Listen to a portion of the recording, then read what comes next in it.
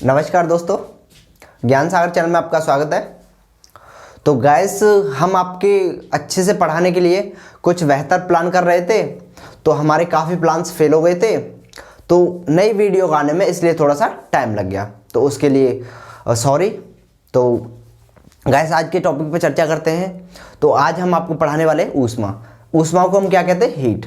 तो हीट से किस प्रकार क्वेश्चन बनते हैं, हीट क्या होती है और कौन कौन से यंत्र इस पर कार्य करते हैं और इसका एसआई मात्रक क्या होती है और इसको मापने के लिए कौन कौन से पैमाने दिए गए हैं, इन सभी बातों पर चर्चा करते हैं। तो चलिए, पहले मैं आपको हीट बता देता हूँ क्या होती है। जो कि ऊष्मा ऊर्जा का वह समूह है जिसमें विभिन्न प्रकार के कार्यों को करने की क्षमता होती है, उसे कहते हैं हम ऊष्मा। तो अब बात करते हैं इसका एसआई मात्रक क्या होता है। तो ऊष्मा का एसआई मात्रक होता है जूल। अगर बात करें ऊष्मा के अन्य मात्रक की, तो अन्य मात्रक कैलोरी होता है हमारा, वीटीयू होता है, थर्म होता है, कुछ इस प्रकार होते हैं। और कुछ ऐसे यंत्रों के बारे में बताएंगे जो उपकरण जो कि घरेलू होते हैं, और कुछ ऐसे भी होते हैं जिनका प्रयोग ऊष्मा पर कार्य करता है। चलिए मैं आपको लिखा देता हूं। तो हम आपको ऊष्मा करा रहे थे, ऊष्मा जिसे हम बोलते हैं हीट। अच्छा, तो इसकी वन लाइनर जो परिभाषा होती है वो कुछ इस तरीके से होती है कि ऊर्जा का वह समूह है जिसमें विभिन्न प्रकार के कार्यों करने की क्षमता होती है। तो वन लाइनर परिभाषा क्या होती है? ऊर्जा का वह समूह है जिसमें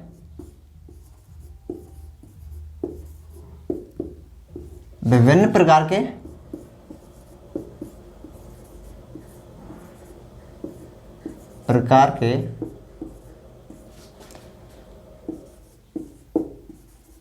कार्यों को करने की क्षमता होती है।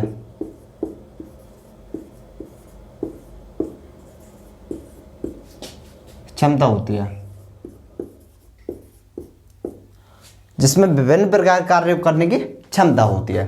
दोस्तों, अब बात करते हैं कुछ ऐसे उपकरण। उससे पहले मैं आपको बता देता हूं कि ऊर्जा व ऊष्मा का एसआई मात्रक जूल होता है। ऊर्जा व ऊष्मा का एसआई मात्रक, ऊष्मा का एसआई मात्रक क्या होता है? मात्रक जूल होता है।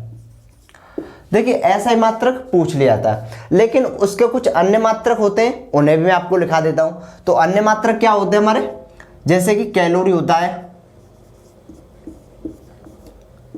एक वीटीयू होता है, और एक होता है हमारा थर्म। कुछ ये मात्रक होते हैं। दोस्तों, अब कुछ ऐसे उपकरण बात करते हैं जो कि ऊष्मा पर कार्य करते हैं, जैसे कि विद्युत हीटर। हालांकि सभी के घर में विद्युत हीटर होगा नहीं, लेकिन देखा सभी ने होगा, और सर्दियों में हम उसका प्रयोग भी करते हैं। तो विद्युत हीटर किस प्रकार कार्य करता है?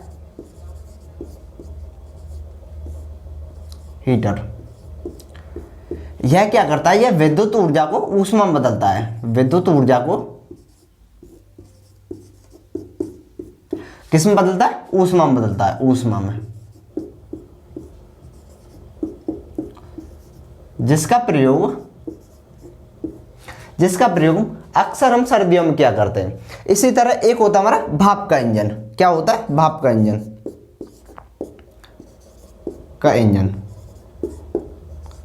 जो भाप का इंजन होता है वह क्या करता है? ऊष्मा, जिसे हम ऊष्मा देते हैं, और यह ऊष्मा से यांत्रिक ऊर्जा में बदलता है। यांत्रिक ऊर्जा में। तो ये हमने दो आपको यंत्र बता दिए। दोस्तों, अब बात करते हैं कि ताप क्या होता है। देखो, किसी चीज को हम ऊष्मा दें तो वह क्या होती है? मान लो हमारा शरीर होता है, अगर हम इस पर लगातार कार्य करें तो शरीर गर्म हो जाता है, जिसे हम कहते हैं ताप। तो ताप वह भौतिक राशि है जो ऊष्मा के प्रभाव को प्रकट करती है।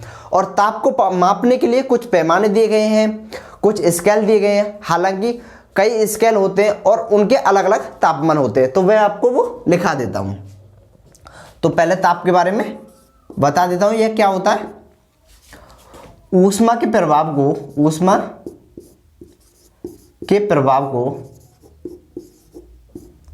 को मापने वाली भौतिक राशि को ताप कहते हैं। ऊष्मा के प्रभाव को मापने वाली भौतिक राशि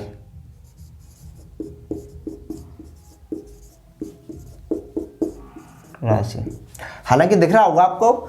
जो अब बात करते हैं, थोड़ा सा बता देता हूं कि ताप होते हैं, ताप के 4 पैमाने होते हैं जो कि ताप को हमें बताते हैं। देखिए, कोई भी चीज होती है जिसे हम ऊर्जा देते हैं तो वह गर्म होती है। हम ये कैसे पता लगाएंगे कि वो कितनी गर्म होती है? तो इसके लिए हमें स्केल दिए गए हैं, कुछ पैमाने दिए गए हैं जो कि हमें बताते हैं। तो ताप को मापने के लिए 4 पैमाने दिए गए हैं। ताप को मापने के लिए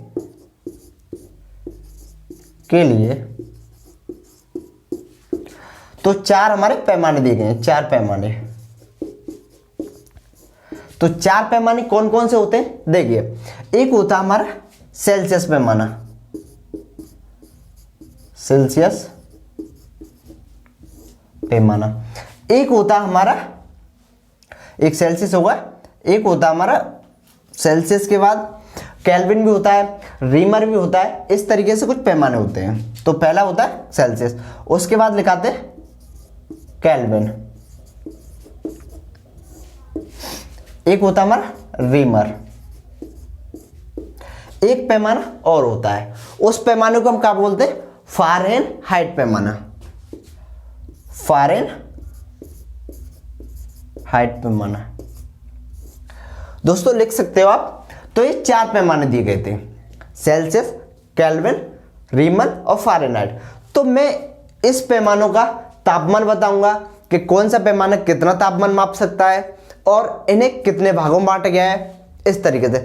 हालांकि ये 4 वैज्ञानिकों के नाम है जिन्होंने अपने अपने नाम पर पैमानों के नाम रख दिए थे।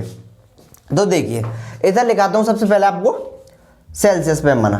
तो सेल्सियस पैमाना कुछ इस तरीके से होता है, इस तरीके से, ऐसे इसे कुछ भागों में बांटा गया है। तो मैं बता सकता हूं कि इसका जो निम्न ताप होता है, निम्न ताप, वो होता हमारा 0 डिग्री सेल्सियस, 0 डिग्री सेल्सियस।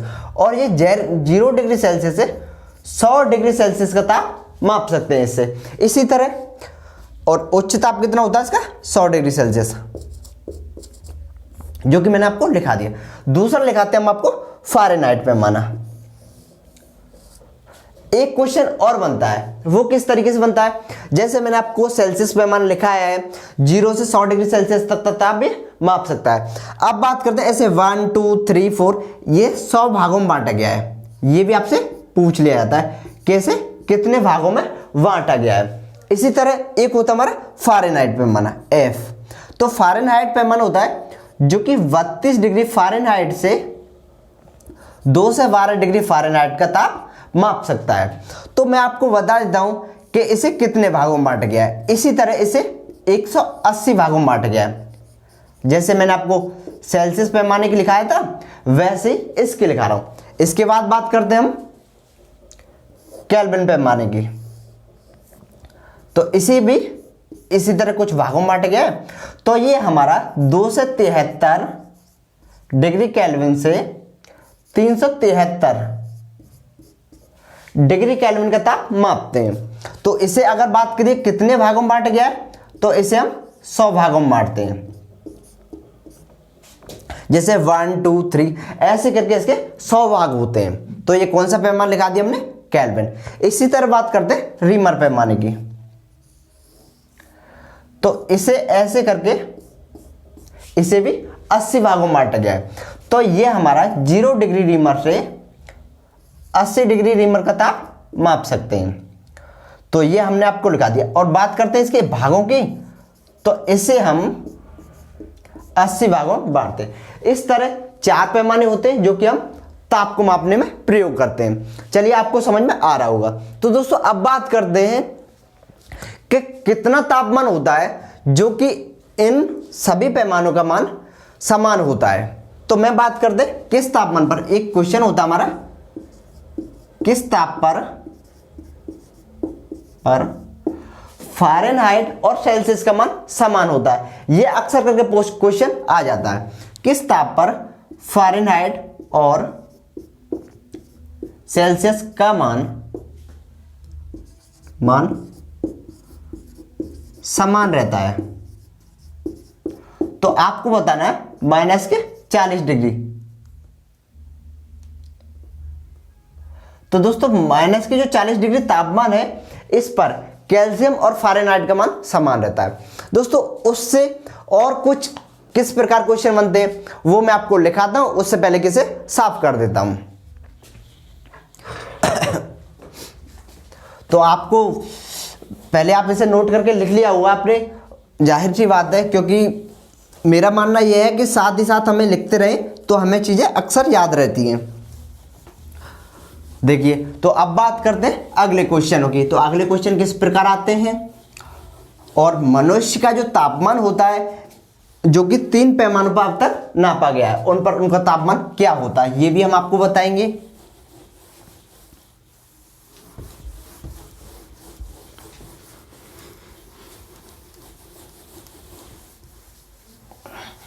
दोस्तों अब आपके मन में क्वेश्चन चल रहा होगा कि जो हमने 4 पैमाने लिखे हैं इनकी एक दूसरे से तुलना की जाए या फिर एक दूसरे में इनका तापमान कन्वर्ट किया जाए तो वो कैसे कर सकते हैं। तो देखिए, इसका एक फॉर्मूला होता है कि अगर हमें एक मान दूसरे मान में कन्वर्ट करना है तो इसका फॉर्मूला होता है कुछ इस प्रकार, C/100 is equal to F-32/180 is equal to, फिर होता है हमारा K-273/100, फिर होता हमारा R/80।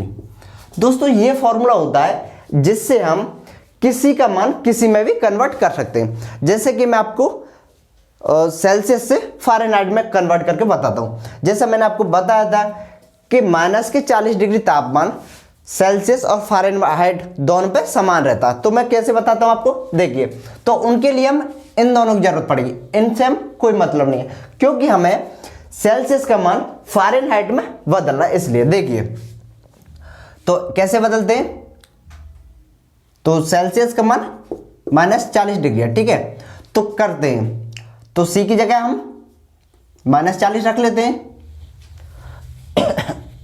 देखिए, तो C की वैल्यू कितनी की है, -40, तो हमें चेंज करना फ़ारेनहाइट में, अपॉन में क्या है 100 इजकल टू F-32। हाँ, तो दोस्तों जैसा कि मैंने सेल्सियस का मान हम फ़ारेनहाइट में कैसे चेंज करते हैं, तो देखिए सेल्सियस -40 डिग्री लिख दिया मैंने आपको।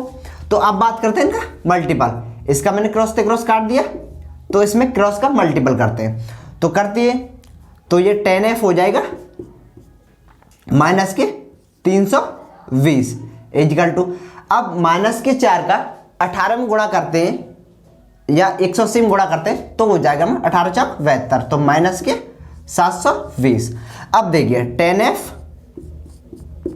तो 320 को हम उधर साइड ले जाएंगे तो ये प्लस के हो जाएंगे, और प्लस के हो जाएंगे तो इसमें से हम इसे घटा देंगे, तो क्या बचेगा -400, और 0 से 0 गई तो F बराबर कितना हो गया -40 डिग्री, तो F की वैल्यू कितनी आ गई 40 डिग्री। तो इस तरह आप एक तापमान से, एक पैमाने से दूसरे पैमाने का मान कन्वर्ट कर सकते हैं। तो दोस्तों ये आपने देख लिया। अब कुछ ऐसे क्वेश्चन बता देता हूं आपको कि सामान्य मनुष्य का जो तापमान होता है वो 3 पैमानों पर अब तक मापा गया है, और 3 पैमानों पर इसका मान कितना होता है, तो लिखा देता हूं मैं आपको।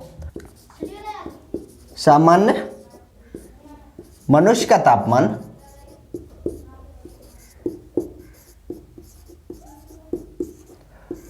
तो अगर बात करें सेल्सियस पैमाने की तो वो होता है हमारा 37 डिग्री सेल्सियस। हालांकि आपसे पूछा है, कभी आपको दिया होगा 36.9, 36.8, तो आपको कंफ्यूज नहीं होना, क्योंकि थोड़ा सा ऊपर नीचे हो जाता है। क्या हर मनुष्य का तापमान एक सा रहता है? नहीं, थोड़ा सा ऊपर नीचे तो सभी का हो जाता है। तो इसी तरह अब बात करते हैं फ़ारेनहाइट की, तो 98.6 फ़ारेनहाइट ये होता है फ़ारेनहाइट पैमाने पर। तो अब बात करते हैं हम केल्विन पैमाने पर। तो केल्विन पैमाने पर मनुष्य का तापमान 310 डिग्री केल्विन होता है। तो दोस्तों मैंने आपको 3 पैमानों पर हमने अब तक देखा है और तीनों पर अब तक पढ़ा है। तो मैंने आपको तीनों का लिखा दिया है और तीनों का अक्सर करके पूछ लिया था। तो गाइस अगर आपको वीडियो अच्छी लगी हो तो उसे थोड़ा सा लाइक कर दीजिए और थोड़ा सा हमें चैनल को सपोर्ट कीजिए, जिससे कि हम आपको और भी बेहतर तरीके से पढ़ा सकें। तो धन्यवाद।